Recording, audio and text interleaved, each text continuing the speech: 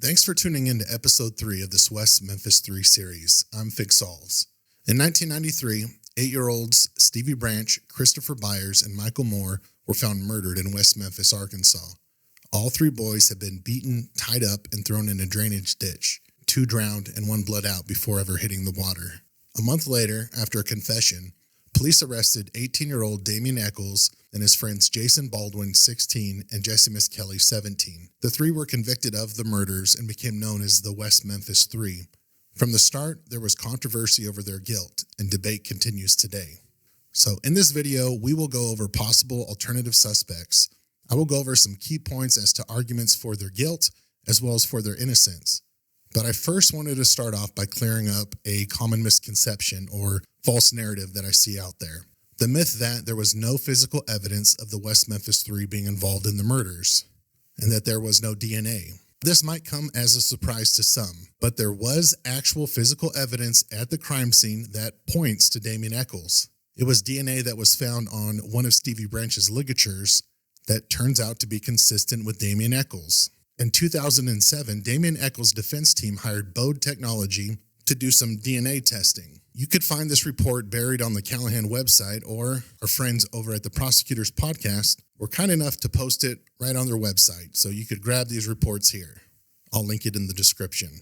So this is the report. Now, what sticks out here is number 3, which states a mixed partial DNA profile consisting of 4 or more reportable loci was obtained from the following evidence item: Branch combined. In forensic DNA testing, labs examine a standard set of markers, loci, commonly 18 of them. At each marker, a person has 2 alleles, which are variants. If a suspect shares at least 1 allele at each marker with the evidence, he or she cannot be excluded as a source of that DNA.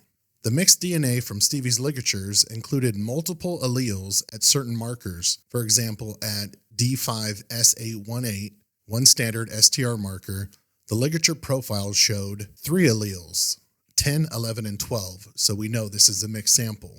Stevie Branch's own DNA has allele 10 and 12 at DS5818, which is inherited from his parents. So those 2 alleles are accounted for, but that leaves this number 11 allele, which is a mystery. Who did it belong to if not Stevie? Now let's bring in Damien Echols' DNA profile to compare. At line 6 here in this table, you can see Damien Echols' DNA shows markers 11 and 12.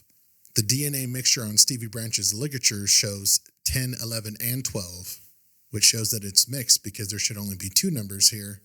But the fact that Damien has 11 in his profile means that Echols could explain the extra 11 markers seen in the mixed sample, especially since both he and Stevie share the 12.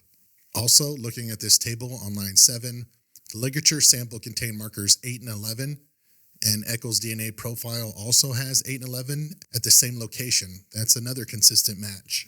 At line 12, this is the male-female sex marker. The ligature sample came back XY, confirming the DNA came from a male, which is also consistent with Echols' profile. He's a male. So putting it together, extra alleles match Damien Echols' DNA profile. In other words, Echols' DNA fits the unknown part of that mixture. He cannot be excluded as a possible contributor to the ligature DNA found. So, in short, the Bode Labs 2007 report found that Stevie's ligature DNA is a mixed profile that includes alleles matching Damien Echols. Therefore, Echols cannot be ruled out. This contradicts the notion that no DNA evidence linked to Echols was ever found.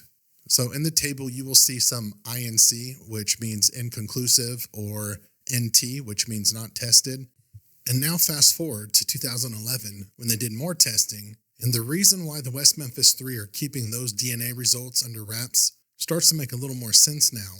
They're likely reluctant to openly share those results with the public because if some of those inconclusive or untested markers from 2007 later produced results that matched with Damien Echols or any of the West Memphis Three, that would not be good. I mean, why else are they keeping them secret? If the results truly excluded the West Memphis Three in 2011, we all know they would have publicized them immediately.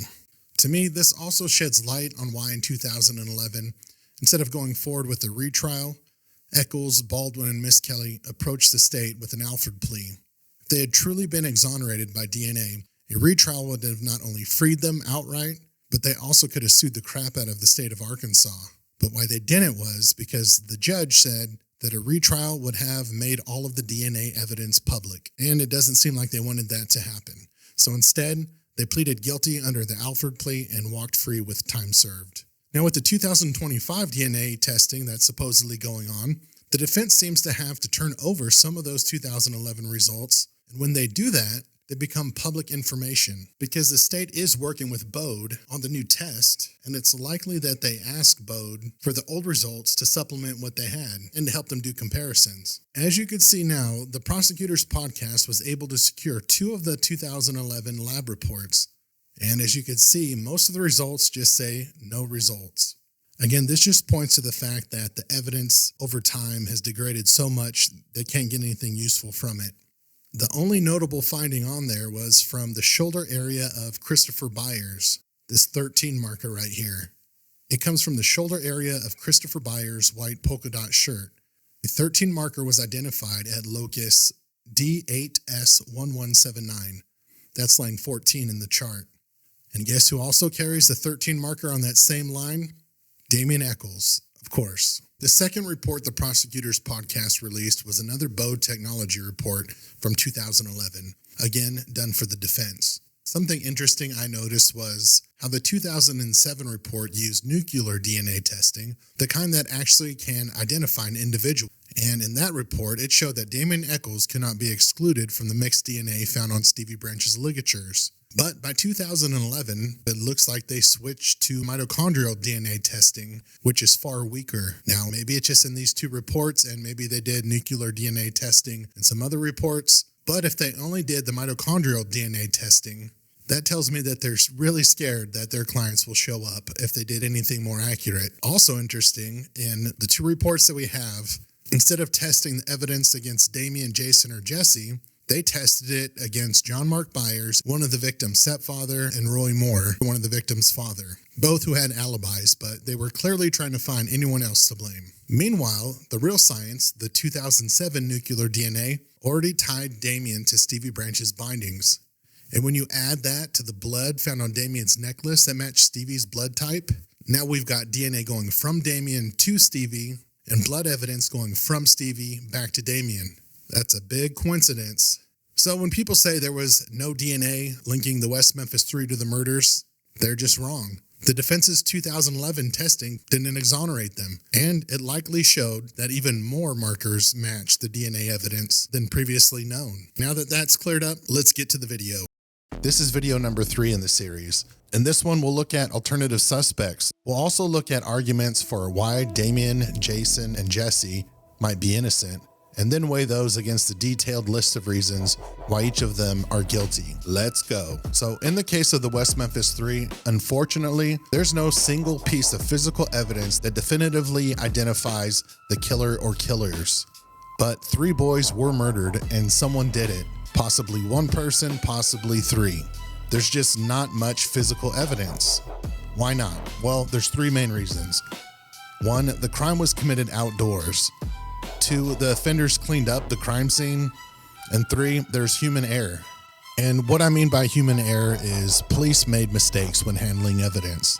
On May 6, 1993, when the boys' bodies were recovered, it wasn't handled with the level of care you would expect today. I'm not sure everyone wore gloves, if they wore hair nets, and I know the bodies were left out for an extended amount of time. And even the medical examiner, while conducting the autopsies on the boys, is photographed not wearing gloves while handling the victims' bodies, likely contaminating everything he touched with his bare hands. Another questionable decision made by police was to not formally interview the victims' family members right after the murders. One stepfather, in particular, wasn't questioned until 14 years later. I mean, after 14 years, nobody's going to remember exact times or a proper sequence of events. In fact, if someone did give perfect times that far down the road, it would actually look suspicious, almost rehearsed. So that's why interviews and confessions made closest to the day of the murders carry more weight than statements made months or years later. Human memory just isn't as reliable as people think. And this is where we need to step back and understand a concept known as Hanlon's razor. Never attribute to malice what can be explained by ignorance or incompetence.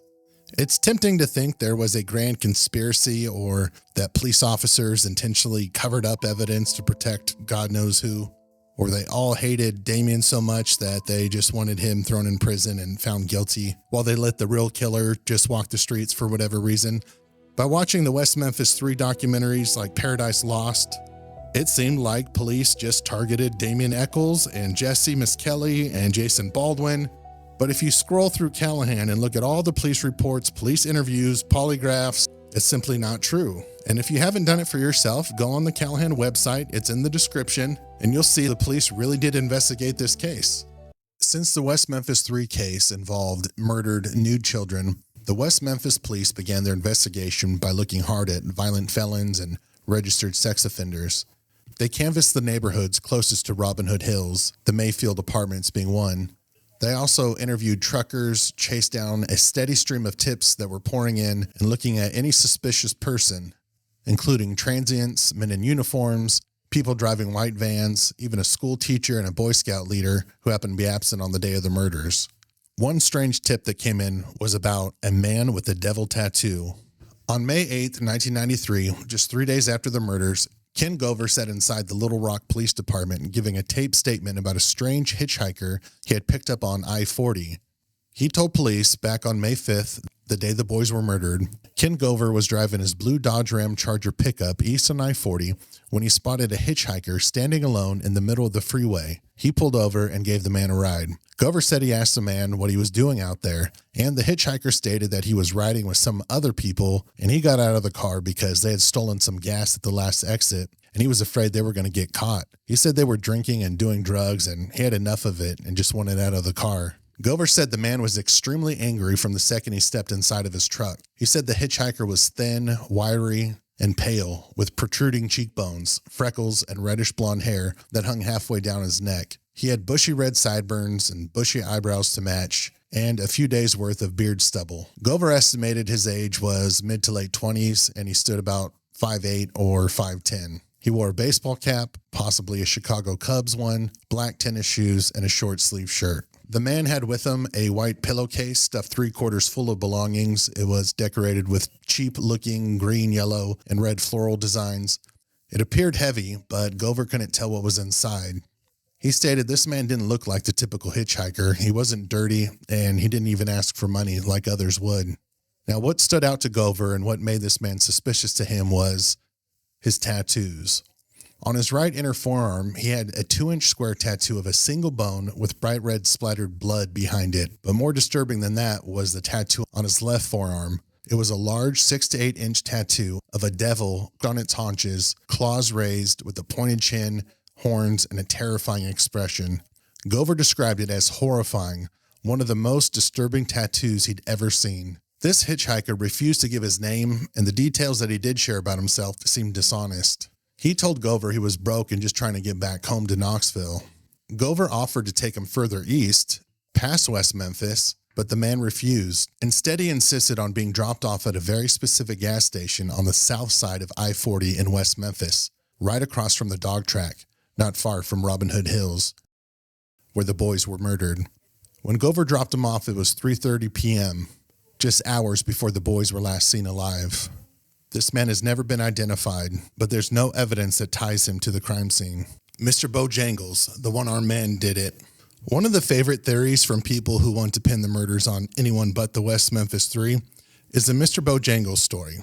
So, on the night of May 5th, 1993, at 8:42 p.m., police received a call from the Bojangles fast food chicken house at 1551 North Missouri Street, less than a mile away from where the three boys were killed. A black man, apparently dazed and covered in mud and blood, had staggered into the restaurant. He went into the ladies' restroom, where he stayed the better part of an hour, where he smeared blood and feces on the bathroom stalls, and apparently the man had blood on his face and blood dripping from his forearm, and generally was disarrayed. The man was wearing a blue nylon jogging suit and had a cast on one arm, a blue cast in a sling. He also had thick mud caked on his shoes like he'd been through a field. The restaurant workers grew concerned as the man stayed in the restroom about 30 to 45 minutes as they were trying to close. At one point, the manager poked his head in through the door. Excrement covered the floor and it was on the man too, The man propping himself up had also smeared blood on the walls, so the manager, Mr. Marty King, asked if the man was all right. Yeah, he grunted when he finally walked out. He left a pair of sunglasses in the toilet bowl. King watched as the man, about 5'9", 180 pounds, stumbled towards the back parking lot, reversed himself, then headed south down Missouri Street, out of sight. Officer Meek arrived a few minutes after King's call to the police. She pulled her cruiser up to the drive-through window and asked what the problem was. King told her that the man had left already, so Meek didn't hang around. She just received another call. Someone had egged a house, so she never even got out of the car. The next day, Detective Brian Ridge went to the Bojangles restaurant to follow up. Unfortunately, there was little left to investigate. The bathroom had been mopped up the night before, and there was nothing on the floor anymore. But on the walls, the cleanup crew had missed a spot of what appeared to be dried blood smeared above the toilet. Ridge scraped the material into a container, but those samples were later lost. So, weeks later, investigators still chased down leads on the possible identity. On June 24th, Detective Mike Allen interviewed Larry Caesar, a black male who had previously worn an arm brace on his right arm after a gunshot wound to the shoulder. Caesar matched parts of the manager's description. However, he was known to always wear a full beard. Caesar denied being at the Bojangles that night, and his brothers Otis and Robert backed him up, saying he didn't wear an arm brace since the previous Thanksgiving. Police radio logs also showed Caesar was stopped and checked by police officer Paul Schrader at 2:41 p.m. on May 5th in another part of town. Caesar insisted he'd never been in the Bojangles on Missouri Street.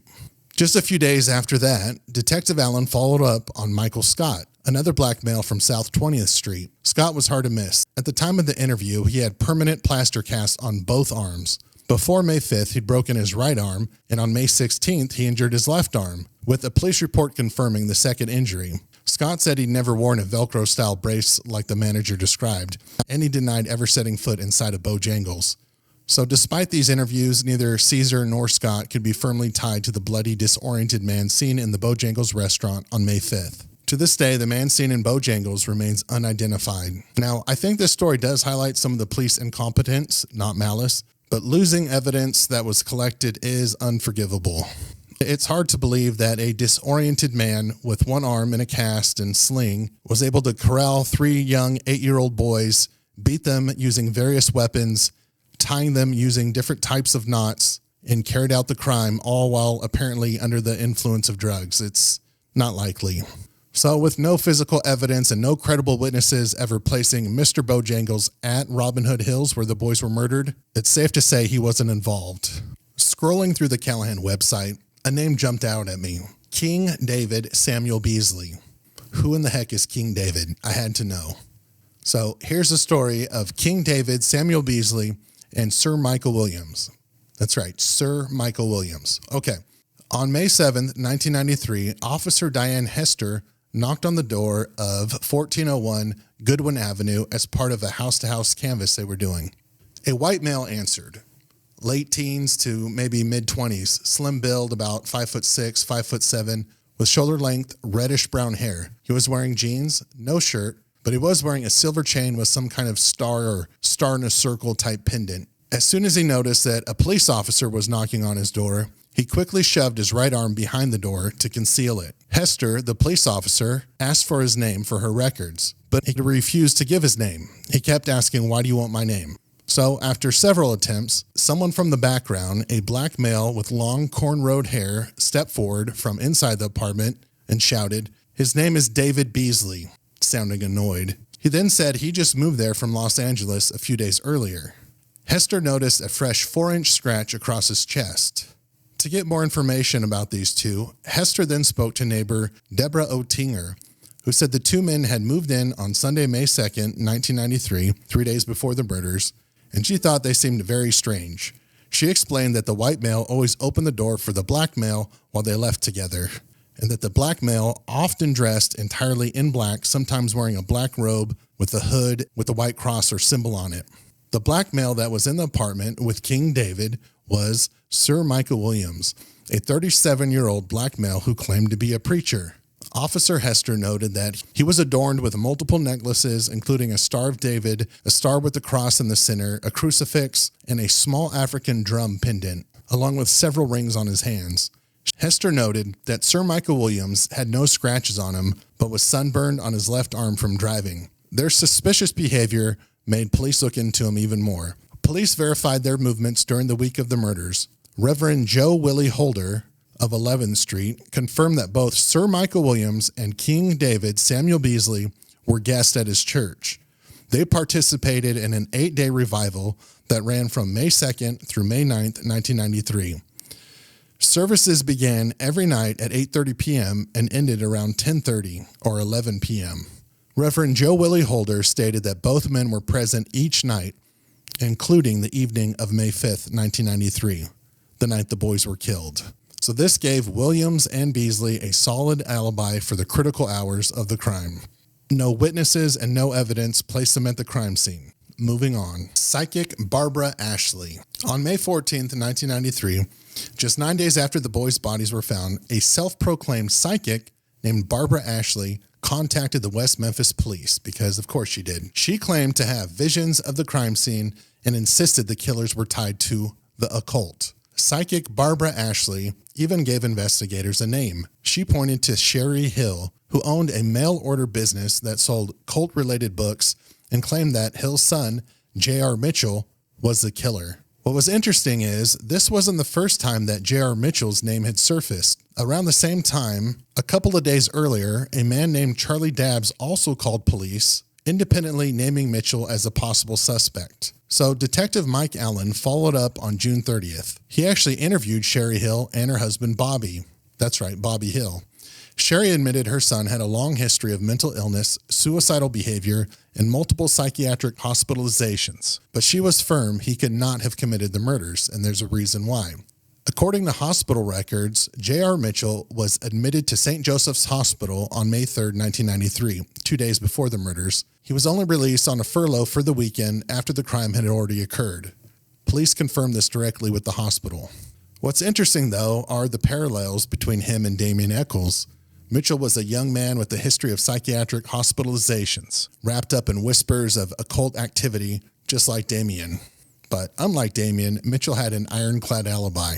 Barbara Ashley's involvement highlights the desperation of police in those early weeks. I mean, police were chasing down psychics, but this psychic tip didn't do anything to help further the investigation. But what it did do was, it showed that investigators were tracking down any and all leads to find the people responsible for these murders. It showed that police weren't fixated on Damien while ignoring everything and everyone else. Moving on.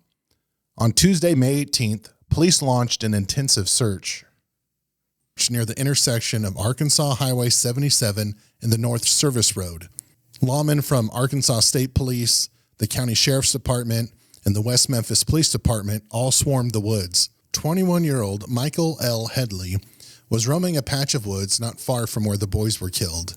A state trooper pulled to the side of the road, parked, got out, and asked Headley what he was up to. Headley stated that he lived nearby and he was just walking around the area. Next, the state trooper asked him about the murders of the 3 young boys that happened a couple of weeks ago, and that's when Headley took off running. They had to eventually call in a tracking dog and even a helicopter with infrared capabilities to help track down Headley.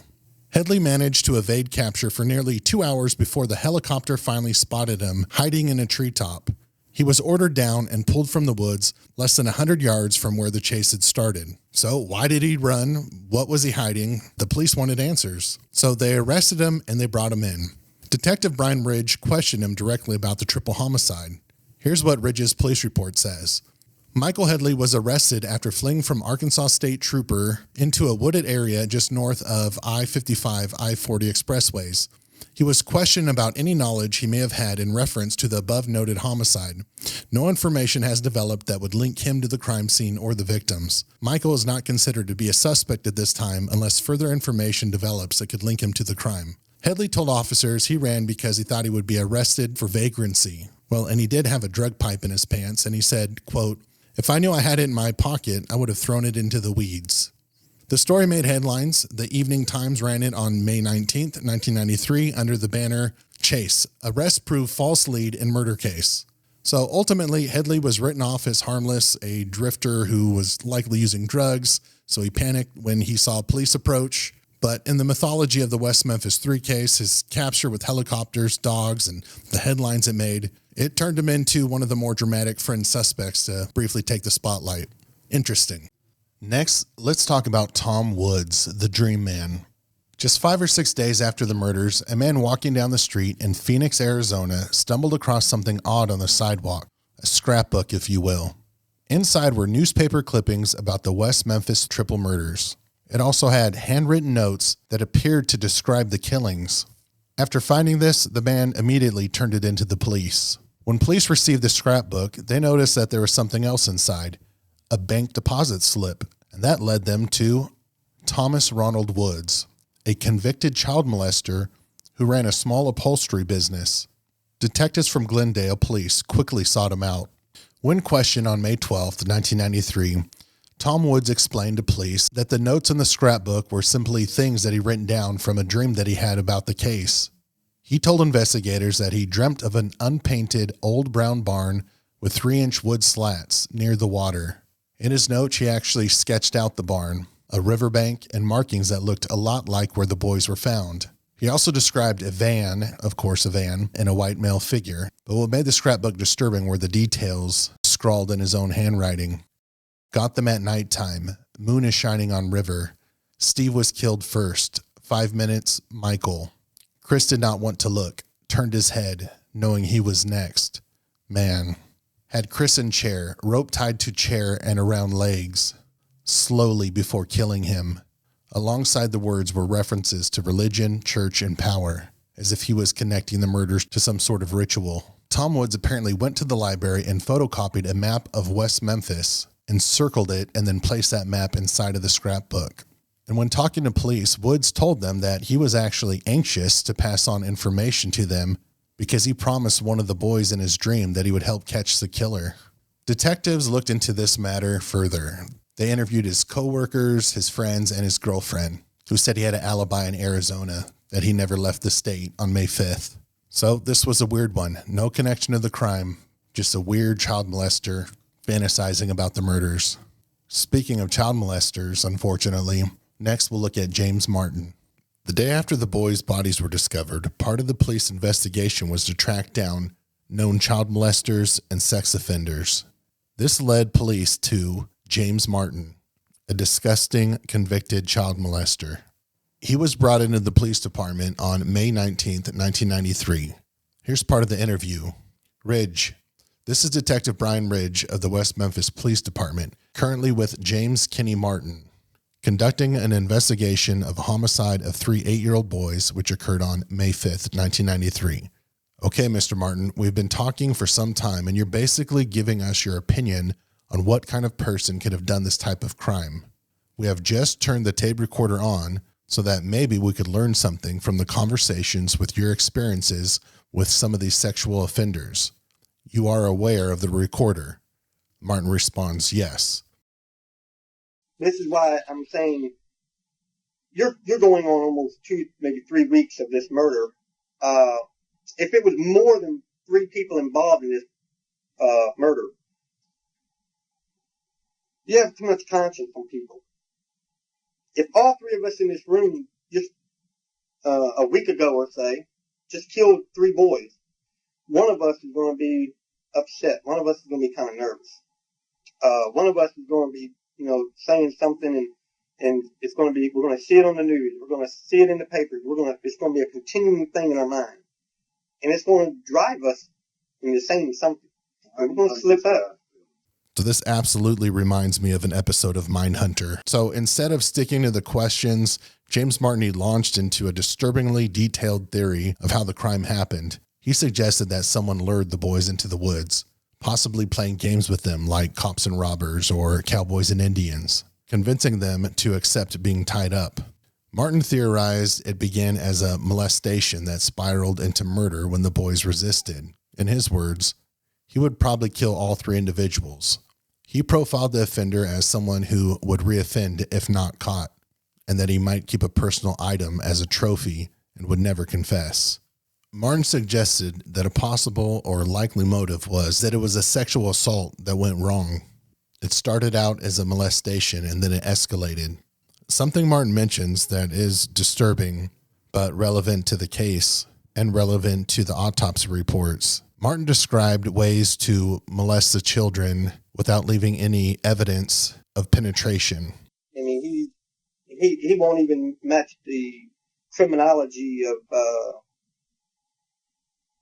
I forget the guy's name in Milwaukee, who killed all them people and ate them and everything. I mean, this guy. So you're out in the woods and you're wanting to have sex with these kids. How would you have tied them in order for you to, they'd be tied up and you still have sex with them? How would I tie them? There could be a lot of different ways. You mean, like tie them behind their back, or how would you tie them?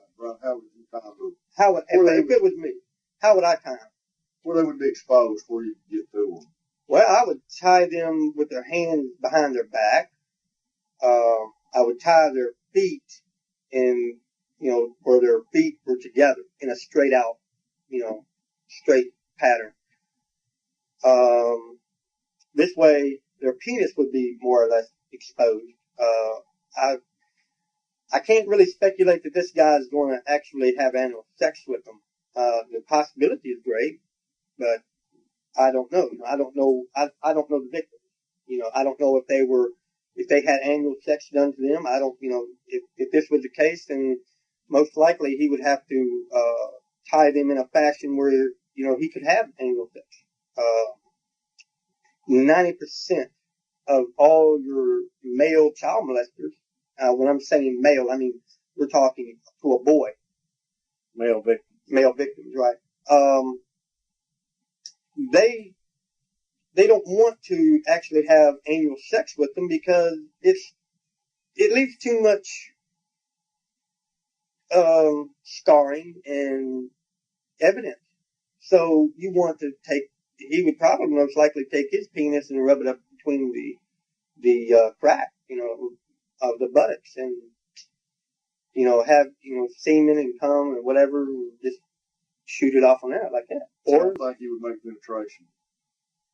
What other kind of sex would he want to have? Oh, well, he could have tied them up like that, have their hands tied behind their back and force them to give him a blowjob, But it explains why Jessie Misskelley thought that Damien and Jason were screwing the boys, and also why there wasn't a bunch of concrete evidence that there was a sexual assault. Martin agreed to take a polygraph, but he failed on two critical questions, which were, do you know what was used to tie up the boys? And do you know who killed them? His explanation was that he guessed that shoelaces were used, but at the time, that detail had never been made public. So it sounded like he had some inside knowledge. Martin's timeline was also odd. He claimed a friend called him between 5 and 6 and told him that the boys were missing, which is impossible because the boys weren't reported missing until later that night. Despite all these red flags, Martin was officially cleared by August 1993. He had an alibi and nothing put him at the crime scene. His blood and hair samples did not match any evidence from the scene. On paper, he became just another suspect who had been looked into and ruled out. The next alternative suspect is Danny Williams. So to get you familiar with Danny Williams, I have to take you back to the trial against Jason Baldwin and Damien Echols. There was a witness who came up to the stand to testify against Jason Baldwin. That person's name was Michael Carson. Michael Carson stated that while incarcerated with Jason Baldwin, not long after Baldwin's arrest for the murders, that Jason admitted to him that him and his friends killed the 3 little boys. Michael Carson stated that Baldwin went into gory, specific details about the murders, saying, quote, that they dismembered the boys and were sucking blood out of their scrotums and playing with their balls in his mouth and stuff like that, end quote. So now enter Danny Williams. He's the one who ran to the defense of Jason Baldwin. Danny Williams contacted Baldwin's defense team and told them that he thinks Michael Carson was lying about those details, and that Jason didn't tell him those details because he, Danny Williams, is the one who told the then 16-year-old Michael Carson about ritual sacrifice and young boys getting their genitals mutilated, etc. So Danny Williams was 29 talking to a 16-year-old about young boys getting their genitals mutilated.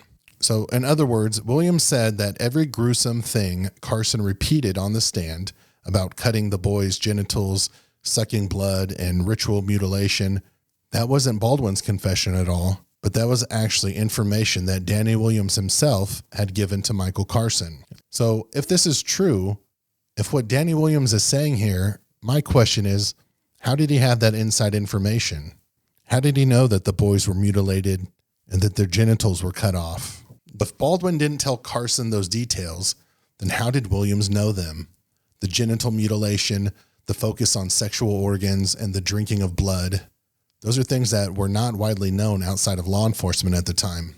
Williams admitted he might have mentioned these specifics to Carson as either general satanic killing examples or as part of the West Memphis Three case. He couldn't clearly remember the two. If Carson didn't invent the details and Baldwin didn't provide them, then Williams' possession of this knowledge makes him look like someone with inside information about the crime. Another thing that he did, he wrote a very strange apologetic letter to Baldwin in prison in 1995, confessing, quote, "Every word that Carson said in court was told to him by me," end quote, and even offered to send Baldwin money or supplies. He was infatuated with Baldwin, it seemed. Danny Williams also admitted that he attended satanic crime seminars, and he definitely found a way to insert himself into the case. Now, I'm not sure if Williams was ever considered a suspect by law enforcement, but if he did in fact know details that only the killer should know, he definitely should have been looked at. Moving on. John Mark Byers, stepfather of victim Christopher Byers, loomed large in the early days of the case because he was loud, emotional, and unfiltered. He was a tall, long-haired pawnbroker who liked to throw noisy pool parties, smoked, carried guns, and counted many law enforcement officers among his friends. He disciplined 8-year-old Christopher firmly, once whipping him with a belt for riding a skateboard down 14th Street and into a mostly black neighborhood, a violation of Byers' strict rules. Those same rules and his gregarious personality made him an obvious lightning rod for suspicion when his stepson was found murdered. Byers heightened suspicion when, during the filming of Paradise Lost, he casually handed the HBO crew his folding Kershaw knife. The knife tested positive for human blood, and investigators later learned the blood type matched both Byers and Christopher, even though the two were not biologically related. Under cross-examination in the Echols-Baldwin trial, defense attorney Dan Price confronted Byers with his initial statement that he had no idea how blood got on the knife. Byers explained that when Inspector Gary Gitchell asked why there was blood on it, he assumed Gitchell meant Christopher's blood. He testified that he had cut himself while trimming venison with the knife and had no idea that his own blood would register as human on the laboratory tests. Price pressed him on the inconsistency, but Byers held to his story, and the state never tied the knife to the murders. Unlike the convicted men, Mark Byers had a clear timeline for the evening of May 5th, 1993. He returned home around 6:30 p.m. after taking his older stepson, Ryan, to court, and immediately discovered that Chris was missing. Byers and his family began searching the neighborhood, calling across fences and driving around the block. When they failed to find the boy, Byers called the Crittenden County Sheriff's Office for help, and then called the West Memphis Police, who arrived to take a report at his home. These calls and witness checks documented his movements during the critical hours when the murders occurred. He told the jury he started looking for Chris around 6:15 to 6:30 p.m. after returning from. The timeline, supported by call records and witness statements, placed him in his neighborhood, not in Robin Hood Hills. Beyond the blood on the knife, investigators found nothing linking Byers to the crime. There were no fingerprints, DNA, fibers, or eyewitnesses connecting him to Robin Hood Hills. He voluntarily sat for interviews and willingly discussed the knife and his actions on May 5th. Although the blood on the knife raised eyebrows, it did not match any of the victims conclusively, and there was no transfer of mud, fibers, or other material that could place the knife at the scene. In the end, the knife was simply a knife. Without corroborating evidence, prosecutors could not build a case against him. Byers' name comes up in later conspiracy theories because of his outbursts and his complicated personal life. However, the state's timeline and his own actions, searching for Chris and calling authorities as soon as he realized his stepson was missing, undermined the idea that he was hiding a crime. He was actively involved in the search, talking to neighbors and police while the boys were still missing. That level of cooperation is inconsistent with a man trying to conceal a murder. Whatever suspicions once swirled around Mark Byers, the evidence was never there. His big personality made him a magnet for speculation, but the facts point away from him. He had an alibi, he cooperated fully, and no forensic or testimonial evidence placed him at the scene. In a case filled with wild theories, Mark Byers remains more spectacle than suspect. Chris Morgan and Brian Holland. Their names surfaced because just days after the murders, they drove west. On May 17, 1993, Oceanside police in California picked them up for questioning. Both had run-ins with the law and a reputation for drugs, and Morgan knew the victims through his old ice cream route in West Memphis. He had sold ice cream in the neighborhood where the murdered boys lived and acknowledged that he had served all 3 victims. That familiarity, coupled with their departure, was enough to make detectives take a closer look. Once in custody, both Morgan and Holland agreed to polygraph examinations. The California examiners told them the results indicated deception, and police began a grueling 2-day interrogation. Morgan testified that he was questioned for about 17 hours. During that marathon interview, he admitted to the investigators that he intended to lie and, out of frustration, blurted out a story about killing the boys and cutting their arms and legs off. He said he told them he freaked out, then blacked out, and might have killed the boys and raped them. Moments later, he recanted, telling the officers he was lying, and he reiterated under oath that he only said those things after hours of pressure. He was tired, wanted out of the small interrogation room, and even placed a tissue over the videotape lens because he was sick of being there. The interrogation notes show Morgan volunteered a number of lurid details, but they lack credibility when placed in context. He openly admitted to having a history of alcohol and drug use and suffering memory lapses. The Oceanside investigators asked if he had blackouts, and he said he didn't. Yet he speculated that a blackout might explain an imagined attack. He asked whether the officers could hypnotize him to recover memories. He also speculated about having a split personality, referring to himself as Chris and Hyde. When asked directly, he stated that he was telling the truth about lying to them and insisted his confession was not real. The timeline of their movements further undermines the theory. Morgan told the court he left for California 3 or 4 days after the murders and went to the Red Square Club on the night of May 5th. He didn't work that day and had no direct contact with the victims. His parents called him in California and told him to report to the Oceanside Police Department, which he did immediately. He was cooperative throughout, provided blood and urine samples, and even permitted a rape kit examination. After the samples were forwarded to Arkansas, no forensic link emerged to tie either young man to the murders. Brian Holland's story is even thinner. He traveled with Morgan to California, took a polygraph that police claimed he failed, and sat for interviews. There are no known statements from him indicating involvement, nor any physical evidence connecting him to the crime. Beyond their abrupt departure and drug histories, nothing placed him in Robin Hood Hills on May 5th. In court, Damien Echols' defense team wanted Morgan to testify as an alternative suspect. Prosecutors objected, noting that Morgan had already been discounted and that his recanted statement had no relevance. Judge David Burnett ruled that he would not compel Morgan to take the stand, and the jury never heard his proffered testimony. In effect, the Morgan and Holland lead fizzled because nothing supported it. Their supposed confession was a frustrated outburst during a marathon interrogation, quickly retracted and never corroborated.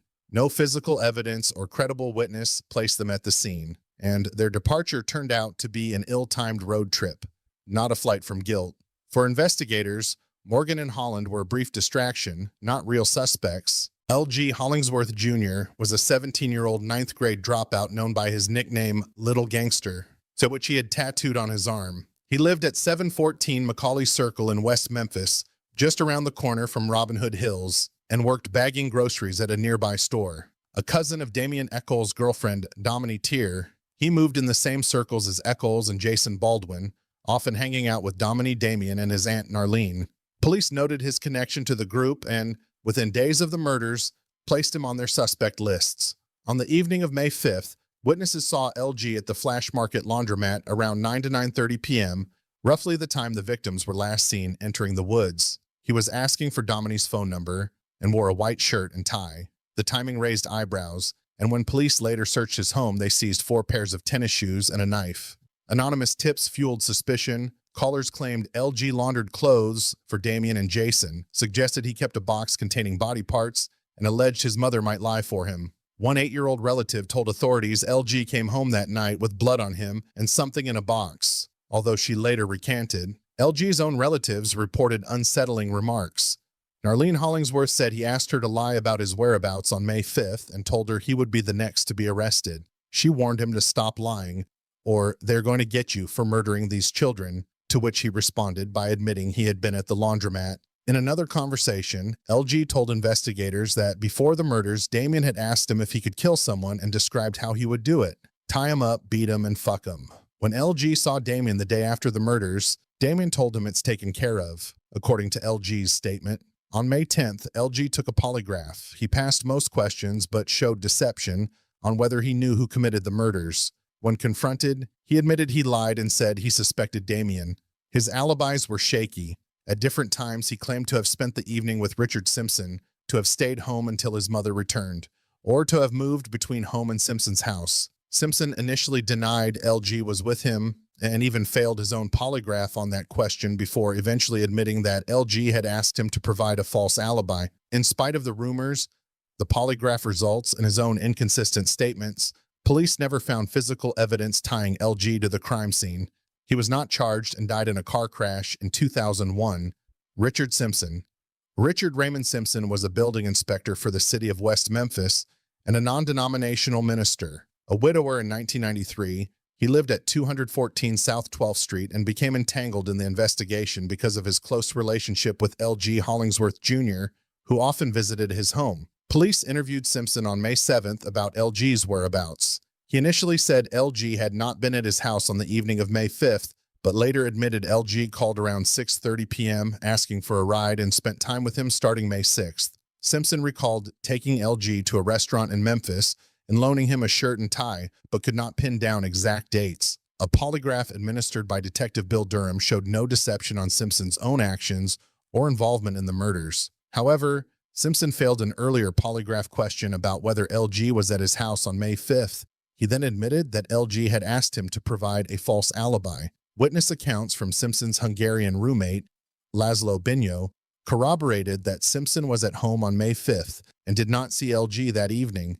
Beyond the inconsistent statements and his association with Hollingsworth, there was no physical evidence linking Simpson to the murders. He remained a person of interest due to his proximity to LG, but was never considered a primary suspect. Laszlo Binyo was a Hungarian immigrant living with Richard Simpson in West Memphis in 1993. Police interviewed him on May 27th because of his connection to Simpson and Hollingsworth.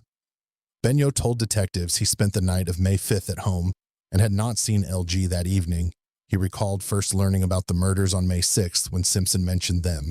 The next morning, Simpson drove him to the airport for a trip to New Orleans. Binyo offered a few personal observations. Simpson sometimes cooked for LG, had been irritated by late-night phone calls from him, and appeared quite religious. He remembered answering a phone call from LG's mother at Simpson's house. Investigators noted that Binyo had no criminal history and that he never claimed to have heard either Simpson or LG discuss the homicides. With no evidence tying him to the crime or the crime scene, Binyo's role in the case remained that of a peripheral figure drawn into the investigation by association. Timothy Robert Cotton, age 26, lived at Lakeshore near Robin Hood Hills and worked at the Blue Beacon Car Wash. He inserted himself into the search for the missing boys on May 6th and was questioned by police on May 8th. Cotton said he knew nothing about the murders and had only helped with the search. He passed a polygraph and was provisionally cleared. Tips kept him on the radar. On May 24th, an anonymous caller claimed Cotton's sister Tamara, a cocktail waitress at the Gulfstream Lounge, had confided that he mutilated himself with bottles, killed animals, had been institutionalized, and liked to play around with boys aged 5 to 8. The caller noted Cotton worked at the Blue Beacon, near where the victims were found. 3 days later, witnesses Sally Brady and Gina Riccio reported seeing Cotton ride a green and yellow bike into Robin Hood Hills around 10 p.m. on May 5th. They saw him again 45 minutes later, wet and muddy, saying he had fallen into the bayou and was going home to change.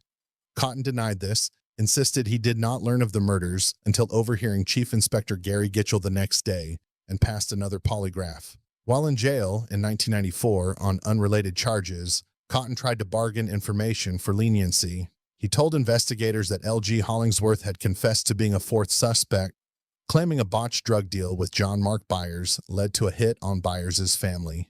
Cotton said Hollingsworth told him Damien Echols and others agreed to hurt Christopher Byers badly, and that Echols later said he got him real good. Cotton also alleged LG attended cult meetings with Damien at Lakeshore and under a railroad bridge, involving animal killings and an older man who led the rituals. Investigators re-interviewed Hollingsworth, who denied Cotton's claims. Given Cotton's motivation to secure a deal, the lack of corroborating evidence, and his own exonerating polygraph results, authorities wrote him off as another fringe figure whose story added drama but not substance. Richard Cummings Jr., 23, lived in apartment 26 at the Mayfair complex overlooking the woods near Robin Hood Hills. Police learned of him on May 9th after a landlord discovered he had drilled peepholes into the wall of his unit. During the ensuing search, officers found newspaper clippings about the murders, assorted knives, hammers, and a tire thumper. Cummings appeared anxious during questioning and refused to let detectives open a box he said contained pornography. In his statement, Cummings offered an alibi. He worked overnight shifts as a janitor at the Iron Skillet truck stop, came home around 6 a.m. on May 5th, slept until early afternoon, then stayed home for the rest of the day. He admitted walking his dog in the woods near Robin Hood Hills, but said he had no involvement in the murders.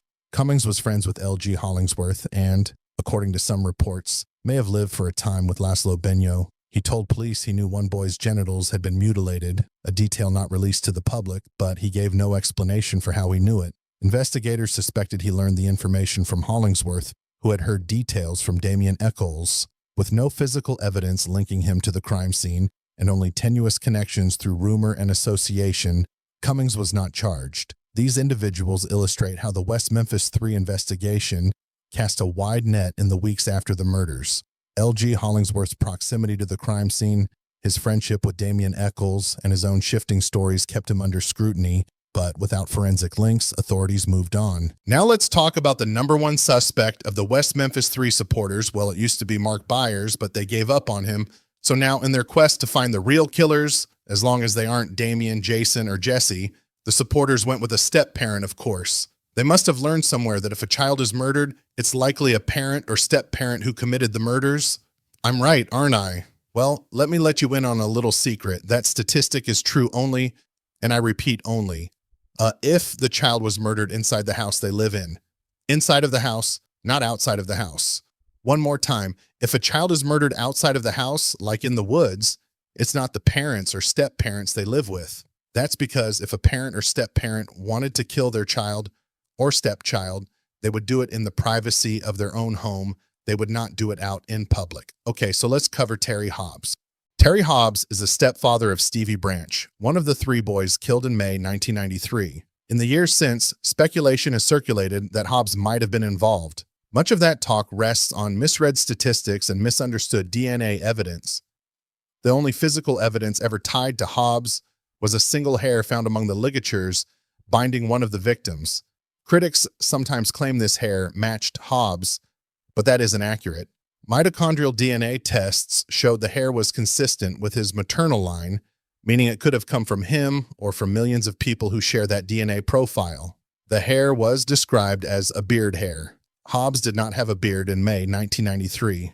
Moreover, all three boys had been at the Hobbs home earlier that day, so stray hairs from Hobbs, Pam, or any other family member could easily have transferred onto their clothing.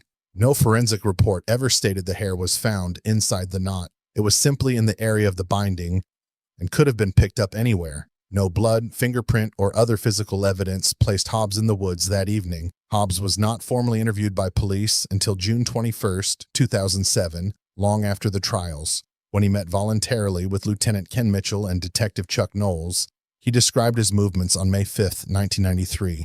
He arrived home around mid-afternoon to find his wife Pam and daughter Amanda at home, but Stevie was out riding bikes with Michael Moore. Hobbs drove Pam to work with Amanda in the car, checked at the Moore house, and was told the boys were riding. He and Amanda drove around for up to an hour looking for Stevie. At the Moore house, he met Mark Byers for the first time. Dana Moore and Byers were also looking for their sons. Hobbs dropped Amanda at David Jacoby's house and continued searching. He and Jacoby later cruised the neighborhood together, talking to children and checking the woods. Officer John Moore stopped by the Hobbs house around 8:30 p.m. and found Terry there still looking for the boys. Hobbs's timeline shows he was either at home, in his truck with Amanda, or in public places with witnesses. He had neither the privacy nor the time to commit and clean up a triple homicide.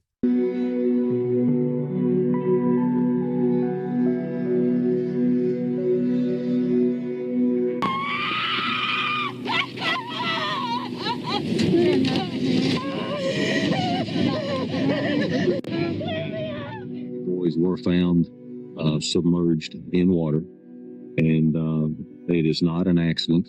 They did not slip off in it. We have The book, Blood of Innocence, detailed Chief Inspector Gary Gitchell's experience with Terry Hobbs right after the boys' bodies were discovered. At Robin Hood, Pam didn't wait around for explanations. She and Terry hopped in the car and raced toward the woods. As they pulled up, things didn't feel right. A crowd had gathered on the south bank of 10 Mile Bayou near the pipe. Yellow crime tape was up. Big Steve Branch, Pam's ex-husband, was there. His eyes were red and clouded. "Lord, no!" Pam shrieked, collapsing to the ground. A circle of people picked her up and carried her back to her Buick. Her husband ran toward the crime scene tape, determined to hear for himself what had happened. "You can't cross that line!" Big Steve yelled at Hobbs. "Watch me!" he shouted back. Terry Hobbs ducked under the yellow tape and made only a few more steps before Gitchell came racing up, blocking his progress. "Who are you?" Gitchell demanded. "The boys." "Are they our boys?" Hobbs replied in a frantic tone that clearly identified him as a parent. "Yes, they are," Gitchell said, subdued, stumbling for words. "It looks like a homicide. It looks like they've been murdered." Terry sat down right there on the ground and cried. He fell back against a police car and lay there, sobbing.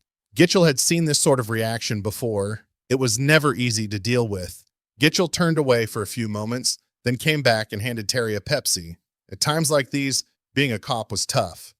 Hobbs seemed genuinely devastated. He was crying and sobbing. Was he putting on a grand performance? I doubt it. Those pushing the Hobbs theory also point to his past. Hobbs has acknowledged being involved in domestic violence. His marriage to Pam was tumultuous, and there were reports of him hitting her. As awful as that is, none of that makes him a child killer. Todd Moore, father of victim Michael Moore, has publicly stated that he does not believe Hobbs murdered his son, and that law enforcement officials agree. David Jacoby. David Jacoby was a friend of Terry Hobbs and one of the people who helped search for the missing boys. A hair found on a tree stump near the crime scene was later reported as consistent with Jacoby's mitochondrial DNA. As with the hair linked to Hobbs, consistent does not mean a match. It means the hair could have come from Jacoby or from roughly 7% of the population. No one knows when that hair was deposited. Dozens of police officers, firefighters, searchers, and onlookers swarmed the area after the bodies were found. Any of them could have left a hair behind. Jacoby's involvement on May 5th began when Hobbs dropped Amanda off at his house while searching for Stevie. Jacoby agreed to ride with Hobbs and help look. They drove a loop around the neighborhood several times, stopping to ask children if they had seen the boys. At one point, a young girl told them she'd seen the boys riding bikes in the woods. As darkness fell, Jacoby went home to change clothes and grab flashlights. He expected Hobbs to return, but Hobbs didn't. Later that night, Jacoby joined the larger search party and remained involved until nearly 3 a.m. In 2007, Jacoby told police he had not been in the woods with Hobbs around 6 p.m. He had simply been driving around with him. He could not vouch for Hobbs's movements after he went home to change, but there is no evidence Hobbs slipped away to commit the murders. Like Hobbs, Jacoby was not considered a suspect by investigators. He provided a voluntary statement, cooperated with police, and passed a polygraph. The hair found near the tree stump was not enough to implicate him, especially since he had a legitimate reason to be in the area during the search. We've gone through over 15 alternative suspects: drug addicts, dreamers, perverts, psychics, psychos, hitchhikers, family members, evil stepdads, animals, one-armed men, kings, hobos, runners, creeps, weirdos, and more. But unless any one of them can be placed at that crime scene during the actual time of the murders, by physical evidence or by direct testimony from someone who saw them there, I can't take them seriously as the people responsible. So now we are going to go into detail as to why the 3 convicted murderers likely committed the murders. Now, the case against Damien Echols. Damien Echols was homicidal. So when people say, no, Damien would never commit murders, I just think in my head, so you're saying a homicidal person wouldn't commit homicide because he doesn't look like a killer?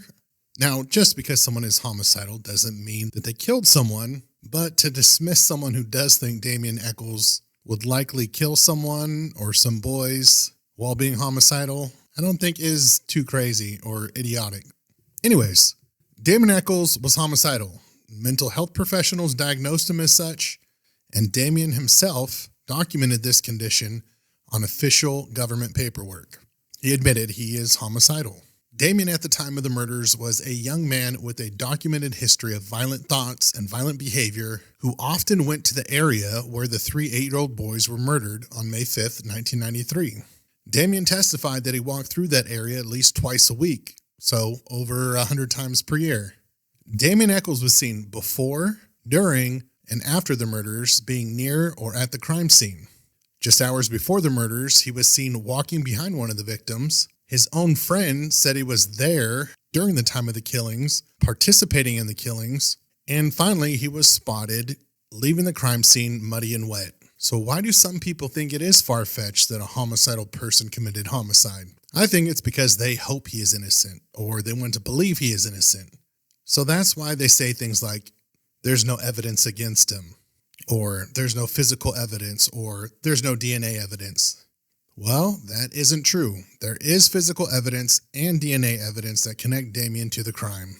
It's hard to find this evidence, but if you want the truth, you will look hard enough. If you don't want to hear the truth, you might want to stop playing the video now and turn on Paradise Lost. So let's talk about the physical evidence against Damien. On Stevie's shoelace, we see 3 numbers, 10, 11, and 12. Stevie's DNA is 10 and 12. That explains 2 of the numbers. But there's this extra 11 that doesn't belong to Stevie. That means it's someone else's DNA that's mixed in. Now, when you look at Damien's DNA profile, he has 11 and 12. His 12 overlaps with Stevie's 12, but he has that 11 that Stevie doesn't. And his 11 explains the extra number we see on the shoelace. So the ligature has DNA from Stevie and DNA that's consistent with Damien, both on the same shoelace. It's important because it does make a physical connection between Damien and the bindings used on Stevie. Now, it's important to note, since the DNA on the ligature is a mixed sample, it can never point 100% to a single person. I think that's why you hear the West Memphis Three defense team say things like, none of the evidence points to our clients. Well, it doesn't point to one person out of the entire world, but what it does do is it narrows down the pool. Let's say the DNA markers in the mixed sample from Stevie's ligature, like 11 and 12 and 8 and 11, are each found in about 5 to 10% of the population.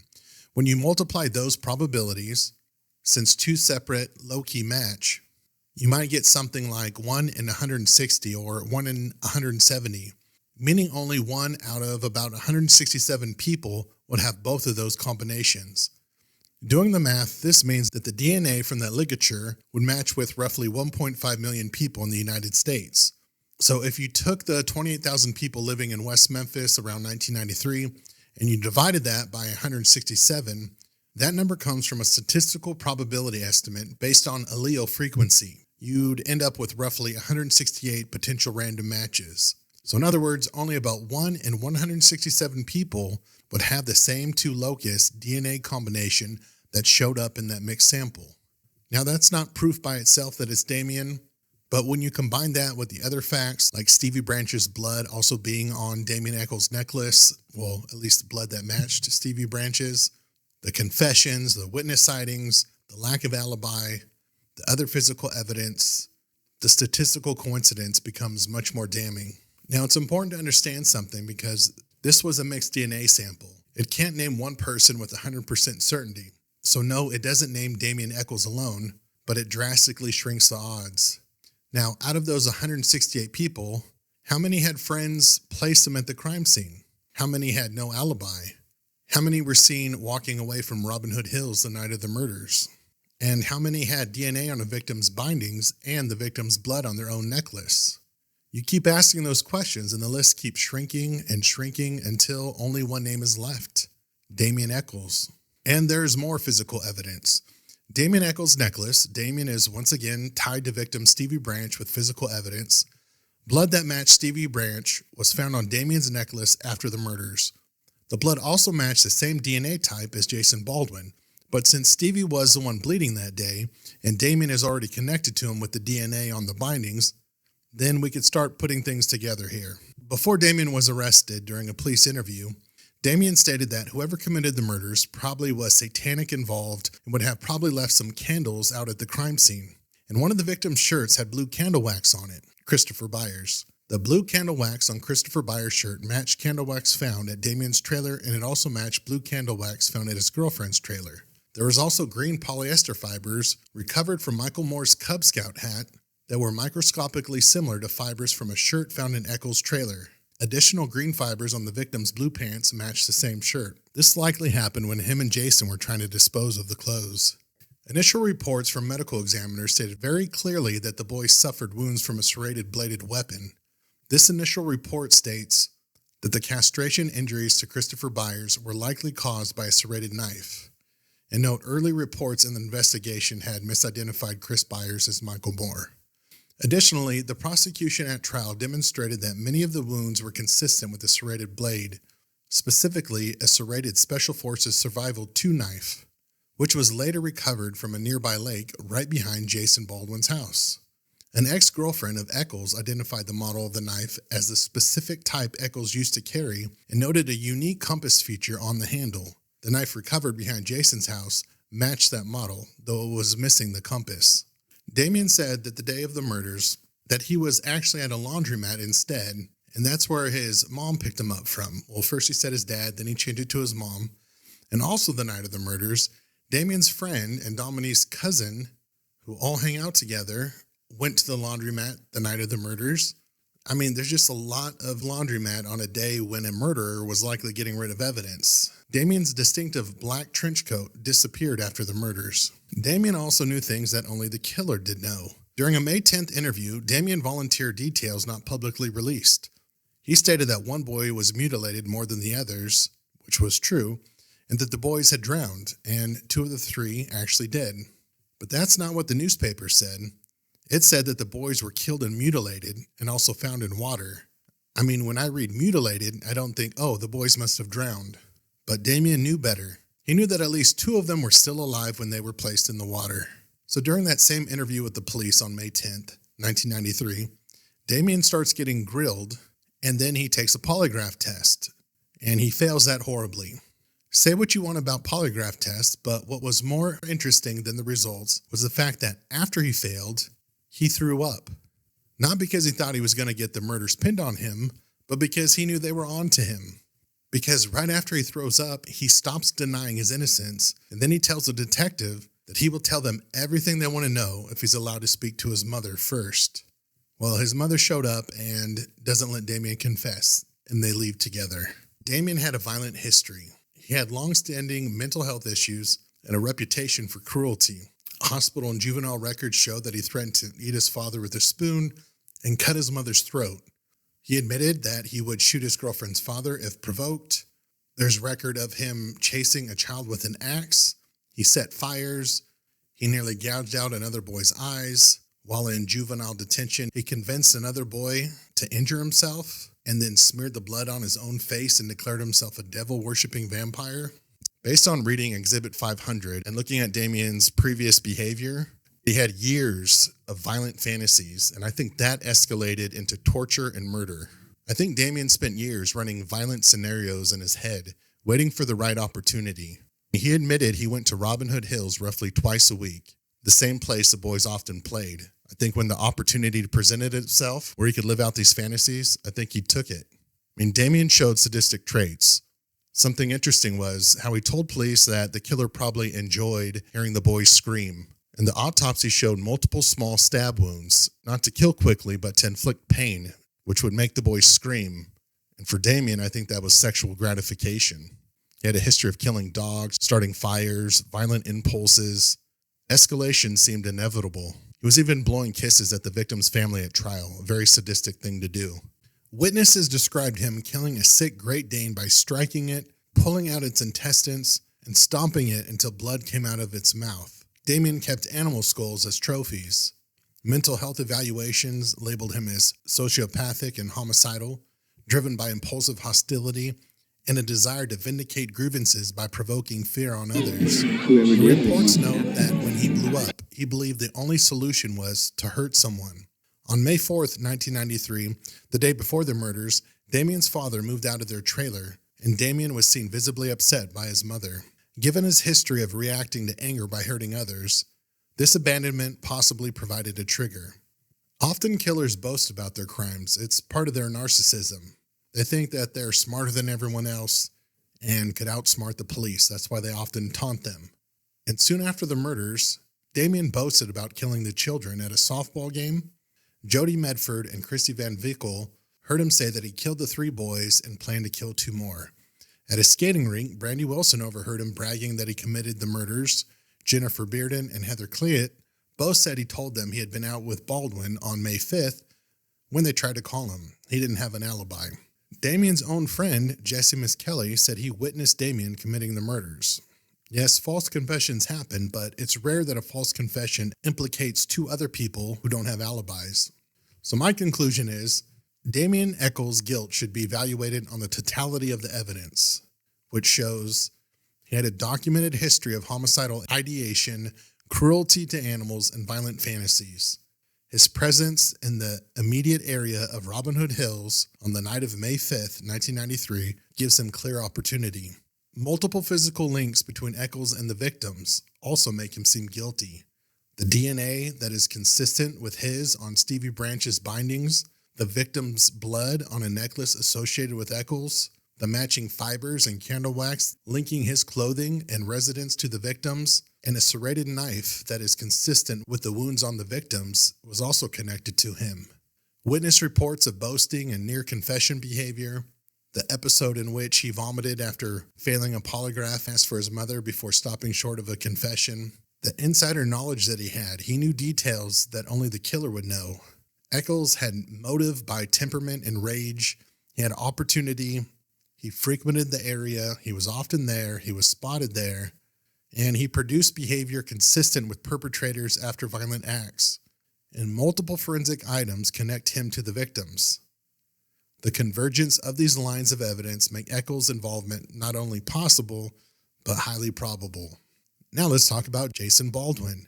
My opinion is that if Jason was tried separately, he wouldn't have been found guilty. I think he was guilty by association, but I think he was guilty in committing the crimes because he was influenced so much by Damien. And I think he wouldn't have been found guilty because nobody testified that Jason Baldwin was near the crime scene before, during, or after the murders. In fact, several witnesses thought it was Damien and his girlfriend Dominique they saw, not Jason. We don't know a whole lot about what Jason was thinking because he didn't take a lie detector test, so he avoided the pre- and post-test interviews that we could have read. I think those caused a lot of damage to Damien. But Jason did have some behavior before the murders that was questionable. His school notebooks were filled with violent drawings, skulls, decapitations, torture, and ritual scenes. Jason once remarked, "Kids are easy to kill if you sneak up behind them." His ex-girlfriend Heather Cleat described him as mesmerized by Damien, that he followed Echols' lead without question.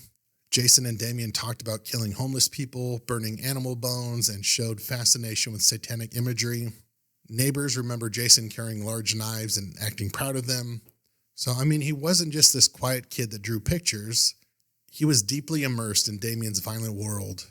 And there were some behaviors after the murders that were questionable. The available evidence shows that the 3 boys were wounded by at least 2 different blades, one serrated and one straight-edged, and that Jason Baldwin owned knives matching both descriptions. In court, medical examiner Dr. Peretti identified serrated cuts on the victims and confirmed that many wounds were consistent with and could have been caused by a survival-style serrated knife. May 4th, 1993, the day before the murders, Jason Baldwin traded 3 t-shirts to neighbors Billy and Kenny Noel in exchange for a curved throwing knife and a mountaineering ice pick. Why this is possibly significant is because Jason's curved throwing knife could have contributed to the crime because the autopsy on Stevie Branch described multiple gouging-type irregular cutting wounds and superficial abrasions to the face and head, injuries consistent with the kind of irregular slashing or gouging pattern a curved blade would leave. What makes it suspicious is Jason kept these weapons under his bed. Then on May 8th or 9th, he had his younger brother Matthew return the weapons to the Noels, recovering the shirts because, as Jason told Matthew, somebody was going to accuse him of using them. On May 11th, Billy and Kenny Noel took the ice pick and knife to the police and turned them over to detectives. These actions, the trading for weapons and quickly trying to give them away, were highlighted at trial as evidence that Jason was disposing of potential murder weapons before investigators could scrutinize them.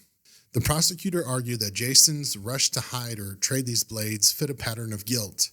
He first acquired them, then got nervous about being accused, as in his own words, and arranged to eliminate them from his possession. In November 1993, a dive team searched the lake behind Baldwin's trailer. Under about 8 feet of water, a diver recovered a large survival knife with a 9-inch serrated blade. State Exhibit 77. The blade was marked Special Forces Survival 2 and had a hollow handle which would have held a compass. Investigators noted that the recovered knife's serrations matched the pattern of several wounds. Dr. Peretti testified that many of the boys' serrated-style injuries were consistent with and could have been caused by that exact knife. Importantly, witnesses linked the same knife, or very similar ones, to the defendants. Deanna Holcomb, Damien Echols' ex-girlfriend, testified that she had seen Damien carrying a nearly identical survival knife, the only difference being that Damien's had a compass in the handle. Did Damien carry any type of weapon? Knives. Pardon? Knives. Okay. I want to show you what has been introduced as State's Exhibit 77 and ask if you've seen a knife like that before. Yes, sir. All right.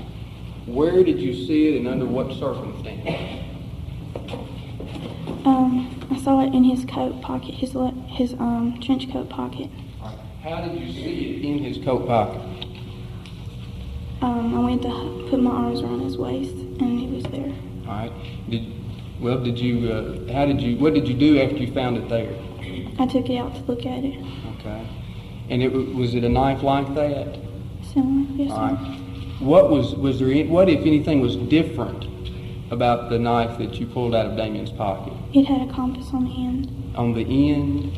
Okay. You're talking about right here? Yes, sir. I don't know if the jury saw that. Would you point to the area where the compass was? Right there. James Parker, a knife distributor, confirmed that Special Forces Survival 2 knives were sold with a removable compass cap on the end. In court, Deputy Prosecutor Fogelman dramatically demonstrated that only a serrated blade with that exact tooth spacing could replicate the series of cuts seen on Christopher Byers. The recovered lake knife tied directly to Jason Baldwin was found near his trailer about 47 feet off the dock behind his home, and its features exactly matched the serrated wounds. The prosecution argued that this was Jason's knife thrown into the lake to conceal it. Several witnesses described Jason and his family getting rid of knives after May 9, 1993. Notably, Joseph Samuel Dwyer, a friend of Jason's, reported that on the evening of May 9th, Mother's Day, he arrived at Jason's trailer immediately after Jason's mother, Gail, had argued with Jason and threw his large survival knife into the lake behind the house.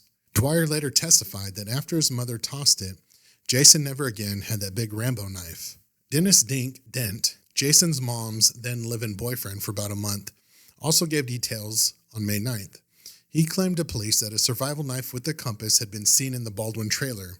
Although Dent's statements were inconsistent, he clearly described the hollow compass handle feature, corroborating the lake knife's design. Dent was booted from the trailer around May 9th and acknowledged Gail and Jason argued over a knife at that time. Putting the timeline together, May 9th and 10th, 1993, saw Jason's household frantic over a secret survival knife. Witnesses said Gail threw the serrated blade away, and by May 11th, Jason had Matthew trade in the ice pick and throwing knife. In other words, within days of the murders, Jason had removed both the lake knife via the lake and the 2 smaller blades via the Noel brothers. Jessie Misskelley's statements made before the lake knife was found tie the murder weapon to Jason as well. There's more evidence against Jason. A red rayon fiber from one of the victim's shirts matched a red bathrobe from Jason's home. This wasn't a coincidence. Fibers from Baldwin's household and Echols' trailers both turned up on victims. The fibers corroborated the connection between the boys' bindings and Baldwin's environment. Jason's friend put him at the crime scene. Jessie Misskelley on June 3rd, he confessed and placed Jason at the murder scene. Jessie said Jason beat up the boys, cut them with knives, and helped tie them up. This was always consistent in all of Jessie's statements and confessions. Jason Baldwin did not have a credible alibi. He claimed to be home, but only his mother supported this, but she was at work. He had some of his friends try to back him up, but their alibis fell apart. At trial, they didn't even bother to provide an alibi for Jason. And while in juvenile detention, inmate Michael Carson testified that Jason confessed to him, or admitted to him, that he participated in the murders. Carson said Jason described cutting the boys, sucking blood from one of the victims' genitals, and putting their private parts in his mouth. Carson's testimony matched Jesse's description of the genital mutilation of Christopher Byers. Now, Jason idolized Damien to the point of dependence, or codependence. Friends said he would have done just about anything Damien asked. When Damien talked about murder, Jason did not push back. Jason's violent doodles, obsession with blades, and willingness to dispose of weapons just a few days after the murders don't seem to be actions of an innocent person. They fit with someone involved in the killings and nervous about being caught. And also, Jason hid when the police came to arrest him. Just something that innocent people don't do. So, I guess my opinion is Jason Baldwin was not a passive teenager who got dragged into this trial unfairly.